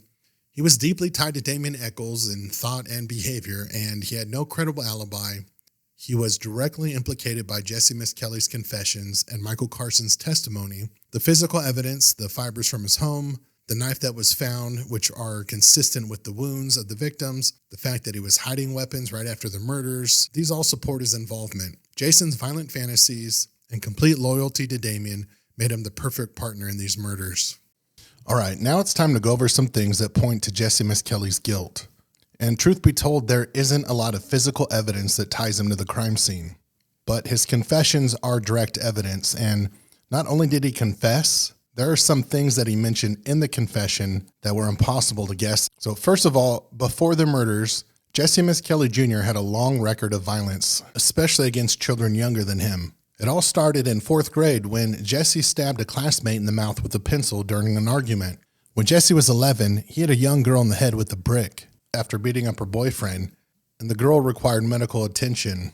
When Jessie was 16, he attacked a younger boy named John Earl Persky, who was 14, and gave a handwritten statement. Quote, "We tried to hide. Jason, Damien, Jessie, Buddy, and 4 other boys were with them, and so Jessie shoved me against the side, and Jessie took out a knife out of his pocket and put a knife to my throat, and he said, 'Would you like to be dead?' And so he shoved the knife harder, and so he put the knife up, and then Jessie hit me and Buddy too. Damien and Jason and the other boys were still on the railroad tracks, and there he was yelling at me, and then they all left. I walked home. I was coughing up blood." 2 months before the murders, in March 1993, Tiffany Allen, a 13-year-old, filed a police report saying that Jessie spread sexual rumors about her, and when she confronted him, he hit her and her boyfriend, attacked them both. Tiffany suffered a split swollen lip, and her mother said Jessie ran out of the house when confronted, and Jessie Sr. admitted that he couldn't do anything with his son. He was violent and out of control, it seemed. During police interviews, Dennis Carter gave a statement, and he was close friends with Jessie Misskelley. Dennis Carter told police that Jessie laughed after hurting people, and he once threw a rock that hit a 6-year-old girl in the head after she accidentally struck him with the rock. Carter described Jessie's home as unstable, with his father and stepmother frequently drunk. And right after the murders, but before his confession, let's go over a few things. So on the morning after the murders, Jessie Misskelley made troubling remarks to his friend Buddy Lucas. In a recorded interview, Lucas told Detective Brian Ridge that the day after the murders, he had gone to Jessie's house in the morning around 9 a.m. and noticed that Jessie was acting really weird. Lucas noticed that Jessie was sweating and anxious and visibly shaken. Even weirder, Jessie handed Lucas a pair of white Adidas tennis shoes and said, "Take those shoes. I don't want to see them anymore." Jessie then broke down crying and admitted, "I hurt them boys real bad." Buddy Lucas later confirmed this and actually handed over the Adidas shoes months later, likely after he cleaned them. On May 15th, 1993, about 3 weeks before his confession, Jessie and 2 of his friends, David Sims and Dennis Carter, called the West Memphis Police Department to report that they had seen 3 boys, about 8 or 9 years old, being chased along the train tracks by a man who had came out of the woods. This was 10 days after the 3 boys were actually murdered. This must have been a prank because no 3 boys were actually found. It seems like Jessie was trying to point police in a different direction with the crimes that he committed 10 days earlier. But also that night, Jessie told one of his friends, the one he was with, David Sims, that he thought Damien Echols and Jason Baldwin had killed the 3 boys. On June 2nd, 1993, the day before Jessie confessed to the police, the local newspaper interviewed Kim Floresca. In this interview, she stated that Jessie Misskelley told her and a group of friends that Jessie participated in the murders. She thought Jessie was just joking, but then he went into more detail. Jessie told Kim that he hit one of the little boys, and the little boy ran off, so he chased him down and took him back where Damien and the other boys were.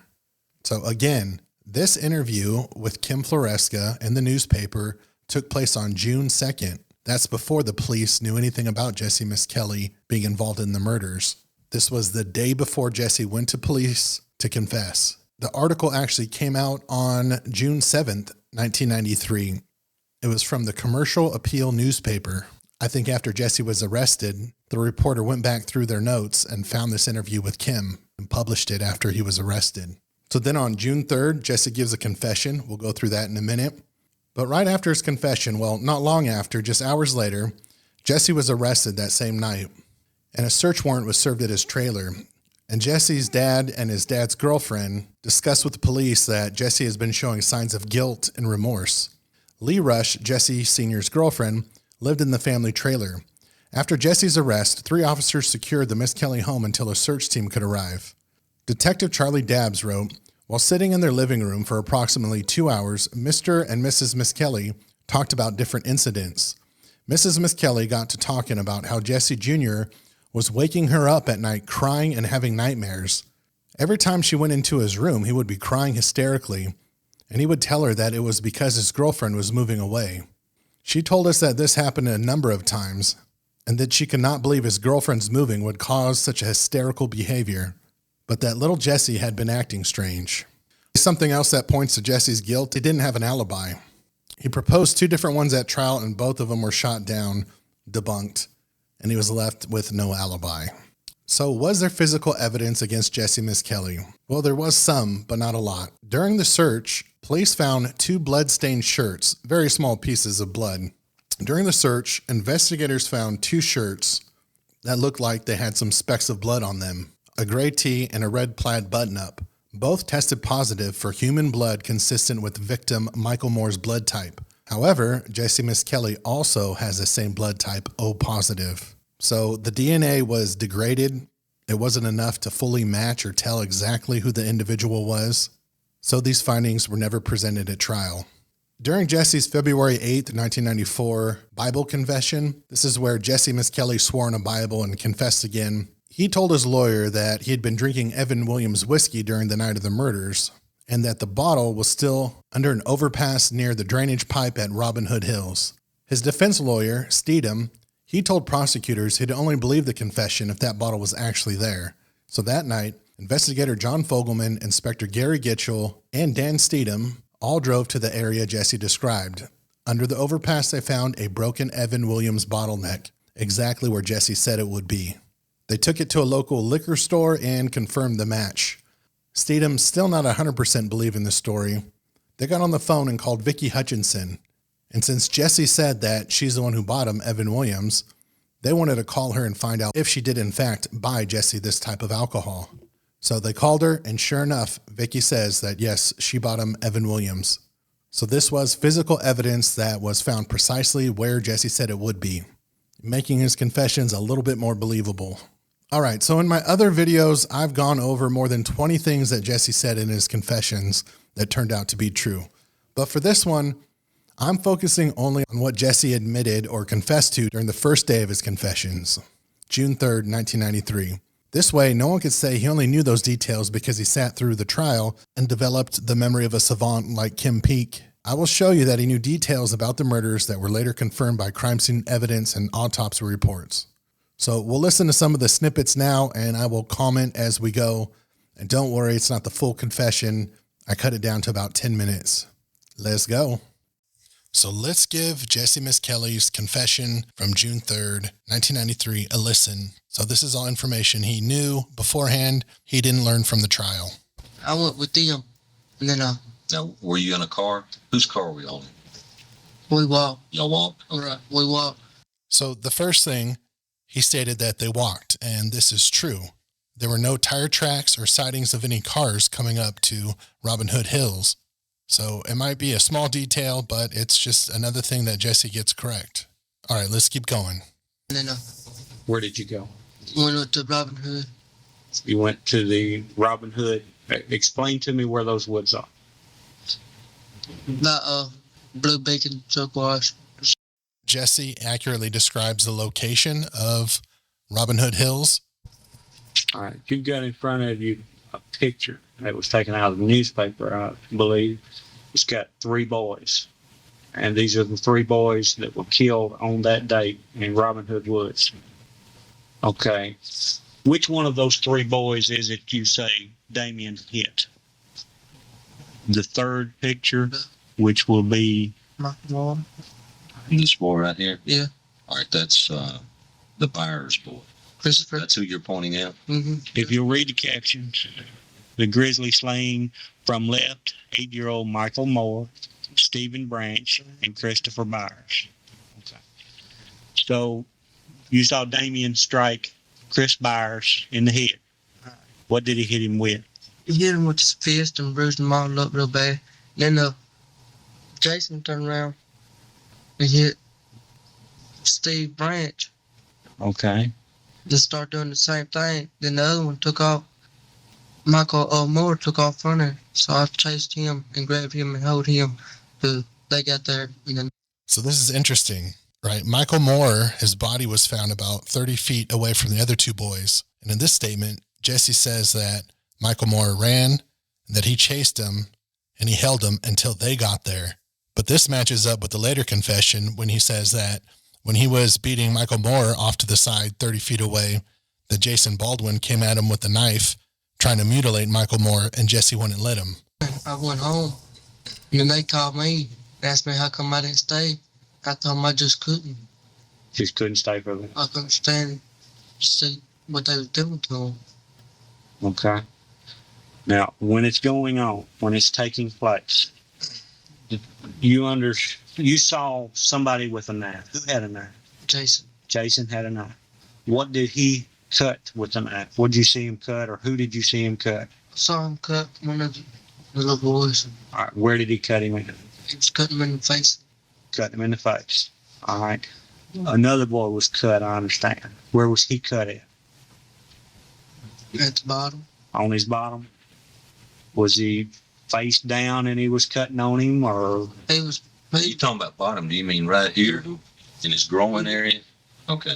You know what his penis is? Yeah. That's where he was cut at. That's where he was cut. Okay, so a lot going on there. So Jessie describes Jason as the person with the knife doing the cutting, and that's where they found the knife, the serrated weapon that matches the wounds of the boys at Jason's house, well, in the lake behind Jason's house. Also, I looked at the autopsy photos, and there are 2 distinct wounds that happen with the knife. You could see blood still in there. You could see the hemorrhaging. So this means that these injuries happened before they were dead. One is the injuries to Christopher Byers' growing area, the castration. That was done with the knife. And then also, I think even bigger is the cuts to the face that happened to Stevie Branch. I mean, this thing, it looked brutal, the wounds on his cheek. So what are the odds that Jessie knew exactly the type of wounds that these 2 boys suffered and which 2 had which wounds? Which boy was that? That right there. You're talking about the Byers boy again? Okay. Are you sure that he was the one that was cut? That's when I seen him cutting on. All right, do you know what a penis is? Please. All right, is that where he was cutting? That's why I seen him going down there. And he was on his back. I seen him going down like that real close to his penis and stuff. And I saw some blood, and that's when I took off. Jason was screwing him while Damien took his. So yeah, Jessie points out that Christopher Byers was the one who was castrated, and he was accurate. He got that right. His back, that boy's back. Okay. How did he have sex with that one? Damien, he was holding him down, right? Uh-huh. And Jason had his legs up in the air, and that little boy was kicking, saying, don't, like that. So what's interesting about that is on the autopsy, the victim had bruises on his inner thighs that medical examiners say are consistent with rape victims who had their legs held up like that. So that matches. Okay. He had his legs up in the air. All right. What was to keep these little boys from running off? Let me ask you something. This is real serious. I want you to be real truthful. And I want you to think about it before you answer. Don't just say yes or no. real quick. I want you to think about it. Did you actually hit any of these boys? No, Tell us the truth. no, Okay. Did you actually rape any of these boys? no, Did you actually kill any of these boys? no, Did you see any of the boys actually killed? yes. Okay. Which one did you see killed? Right there. You're pointing to the Byers boy again. Okay. How was he actually killed? He choked him real bad, like. Choking him. Okay. What was he choking him with? It's like a stick. There's a little stick and kind of holding it off his neck. Okay. So he was choking him to the point where he actually went unconscious. So at that point, you feel like he was dead. Yeah. What were you wearing that day? So what's interesting here is Jessie picks out the one boy that was killed before being thrown in the water. Jessie said that he saw Christopher Byers killed before he actually went into the water. So that's crazy. How would he guess that? He knew, he picked out of the three which boy was killed outside. Now, again, the theme here, Jessie does get the details wrong. I guess there was some small bruising around Chris Byers' neck, but that's not how he killed him. But two things could be true at once. Damien and Jason could have castrated Chris Byers, and that's what made him go unconscious, and they also could have placed a stick on his neck or held it there. We have to keep in mind Jessie was about 30 feet away, so he didn't see all of the details, everything that happened, but he once again got a detail right, which boy was killed before he was placed in the water. That's crazy. I just wear regular blue jeans, my shoes, and What kind of shoes were you wearing? my Adidas. Adidas tennis shoes? Mhm. Okay. What kind of shirt were you wearing? I was just wearing a regular, one of my old breezy up t-shirts.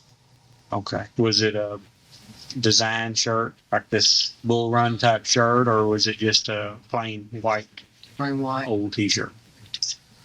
And where are these shoes at now? A friend of mine got them, he borrowed them. All right. Who is that? Buddy Lucas, Buddy Lucas? he borrowed them from me. Kill the boys, you decided to go. You went home. How long after you got home before you received a phone call? Yeah, and about Buddy Lucas, that's true. He did receive shoes from Jessie Misskelley. Police brought him in. They wanted Buddy Lucas to testify, but he ended up not testifying after having a visit from Ron Lax, who was a private investigator from the defense, who, oddly enough, whenever he would visit someone who would potentially testify for the prosecution, Lax would pay them a visit, and then they ended up not testifying. So something was going on. 30 minutes, an hour, Uh, an hour after you got home? Okay. So they were there for a lot longer. When he called you on the phone, did he say you just got in? he called when he first called me. He said, "How come I left? I told him I couldn't stand it. I had to do something else." Okay. Who tied the boys up? Damien. So I thought it was interesting that, I mean, it just makes sense. I mean, if Jessie's some great storyteller, I mean, the details of Damien and Jason calling Jessie after the murders to ask why he left early. I mean, that's a pretty complex story there.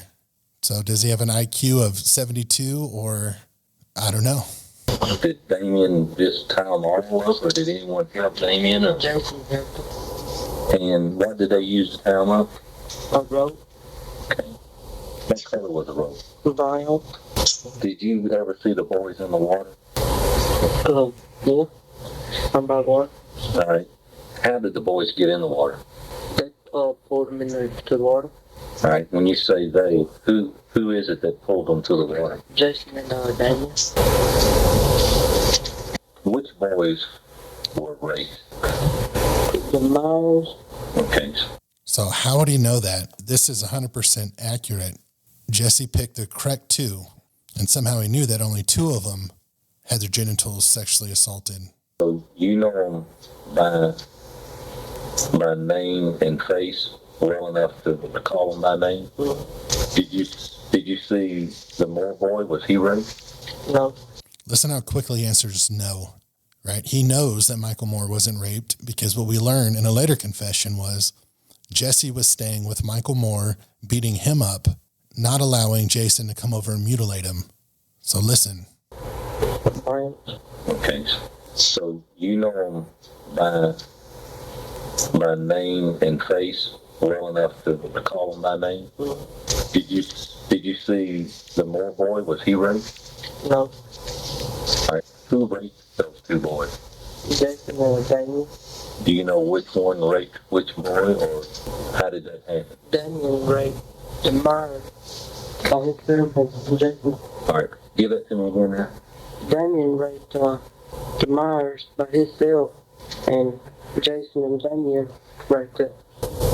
Did anyone have oral sex with the boys? And Jason. How many of them did they do that to? Just two. Branch and Myers. When?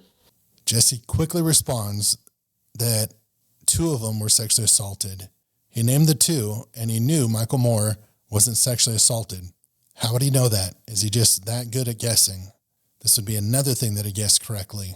Now the boys' hands are tied up, right? Well, How did they force these boys to have oral sex on them? How did they have a hold of them? one of them had hold by the arms, while the other one got behind him and stuff. Did he ever hold him up here, or The one that was holding my foot up around by his headlight. had him in a headlock? Did he? It was for them. Just the two. Just the two of them? Yeah.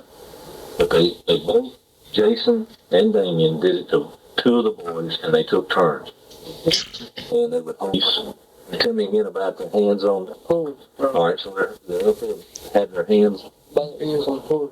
All right, okay, Hold them by the ears and pulling. okay. And there was bruising behind the ears of the victim. So too many things that Jessie knew that actually lined up with the crime scene evidence and the autopsy. That's why I think Jessie was involved. I mean, there's no way he just guessed all those things. Come on now. So yes, the West Memphis Three were found guilty of committing the murders, but did they actually do it? So how I decided to present the reasons why the West Memphis Three are innocent is to give some of the basic claims against their guilt, and then give counterarguments to those claims. Elsewhere in this video, you'll find more detailed accounts of those basic claims for their guilt. But right now, I'm just going to keep them vague so I could focus on their innocence. So let's start with Damien. In court, there was fiber evidence presented against Damien. Green fibers found on a pair of jeans and on Michael's Cub Scout hat were similar to fibers found in a child's shirt from the Echols home. So the argument is, I mean, at best, this is a secondary transfer. It's not like Damien owned that shirt. And just because they're similar fibers, it doesn't mean they were the same fibers. I'm sure it was common in countless homes and clothing. Another argument is that there was blood on Damien's necklace that was consistent with Stevie Branch's. Well, it was also consistent with Jason Baldwin's. And the blood test only showed the blood type, and it was type O blood, and that is found in almost half of the population. So that's not proof that the blood was Stevie's. DNA found on Stevie Branch's ligature that is consistent with Damien's. The argument for that is it's a bad sample and it can't name a single person because it's mixed. So we'll never know if it's Damien's because it could be anyone who shares those same common markers. There's no confirmed match to Damien. Other arguments are some of the statements that he gave to police. One was how Damien told investigators that one boy was cut up more than the others, which was true and not public yet. But Damien was just speculating when he said that, and police may have prompted him. It seems like there were people in town already talking about the mutilation at that time.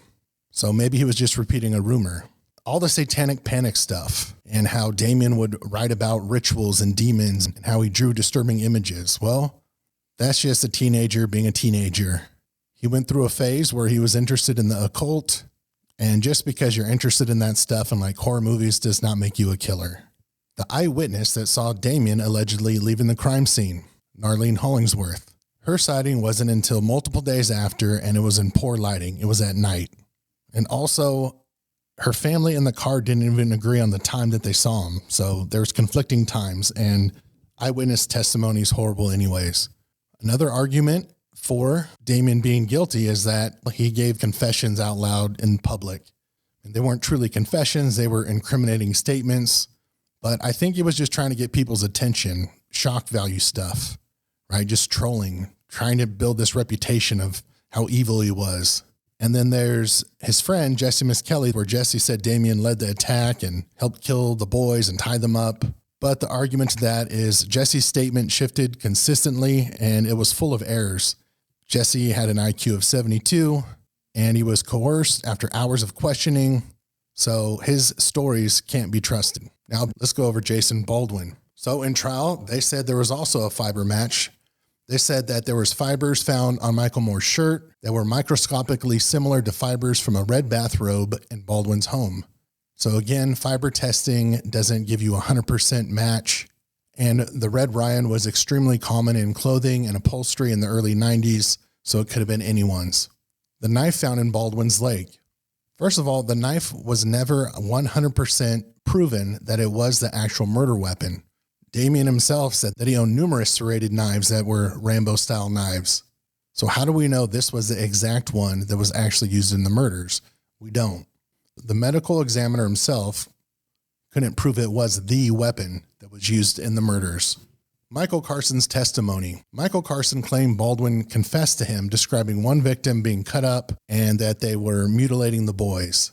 However, Carson later admitted that he was heavily using drugs at the time, and his story changed from his initial interview to when he was actually on trial. He likely just wanted media attention for it. Another reason why people say Jason is guilty is because of his relationship with Damien Echols.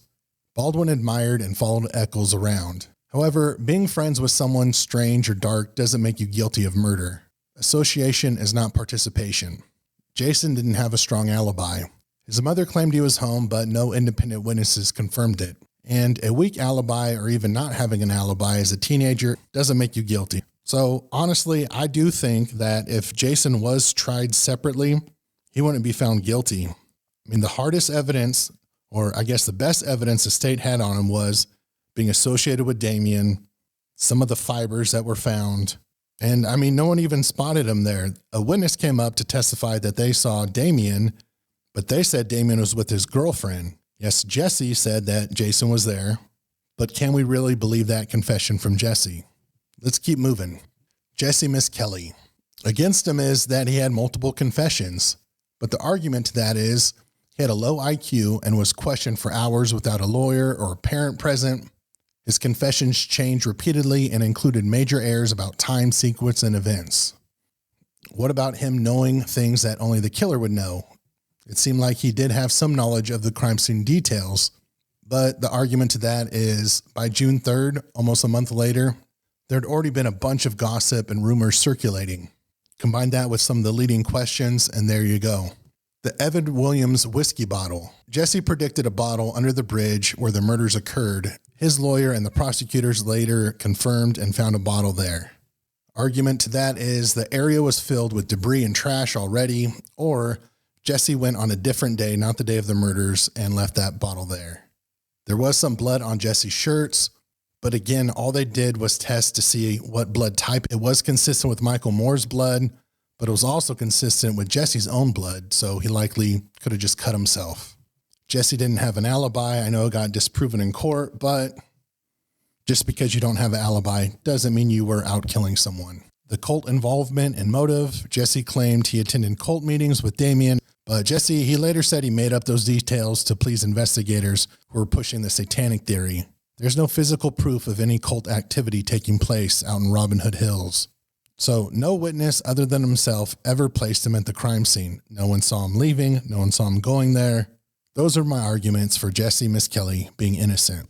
So now we've gone through the major pieces of evidence, the confessions, the blood, the fibers, the knives, the statements, the lack of alibis. And every time one of these comes up, there's always someone ready with an excuse. Well, that could have been a coincidence, or he just heard that from someone else. But when you do that for every single thing, you lose sight of the big picture. You can't keep explaining away every piece of evidence one by one and pretend it all adds up to nothing. At some point, the odds, the stats, don't make sense anymore, especially when there's so many things pointing in one direction. Let's look at some of the arguments people make for the West Memphis Three being innocent. First, the crime scene itself looks like the work of one person. Everything was contained in one area, the way the boys were tied up were similar, and the scene felt controlled and consistent. From a whole, it looks like one offender committed the crime. However, there were differences in the knots, even if subtle. And also, if Damien was calling the shots, Jason and Jessie could have tied the knots under his direction, creating that same consistency. Or they could have had roles during the tying process. Jason held them down while Damien tied them up. All the bindings would look similar.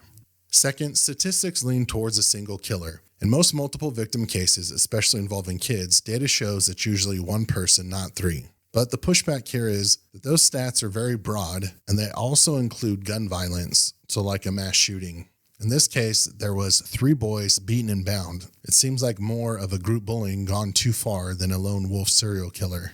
Third, lack of solid alibis don't prove guilt. Just because someone says they were home watching TV and nobody can back that up doesn't automatically make them guilty. Lots of people don't have airtight alibis. The difference here is all the West Memphis Three had conflicting alibis and also lied. So that makes it much more suspicious than just saying, I was home, that's why no one saw me. Fourth, confessions are unreliable. We know false confessions happen. Jessie Misskelley's statements were inconsistent, changed over time, and came from someone with low IQ and under pressure. Even with the inconsistencies, Jessie nailed details that he couldn't have guessed, like which boy was mutilated and why one was found further away from the others. And also, he took a second IQ test that shows that it wasn't as low as people thought. It was actually in the 80s. Fifth, some people argue the injuries could be explained by animal predation. Some wounds on the boys' bodies could have been made after death by animals in the water, not by multiple weapons. That weakens the idea that several offenders each used a different weapon. But even if you take animal damage out of the picture, there are still clear signs of both blunt trauma and sharp force trauma. There's hemorrhaging that shows fatal wounds occurred while the boys were still alive. And finally, another common point that people make is anyone did it but the West Memphis Three. Supporters often point at stepfathers or other adults using things like the stray hair found on one of the boys' shoelaces. However, that hair likely ended up on a shoelace because all 3 were at Terry Hobbs' house that day. All in all, there's more evidence against the West Memphis Three than anybody else. Now, that doesn't make them guilty, but it surely doesn't make them innocent. And that's going to bring this series to an end.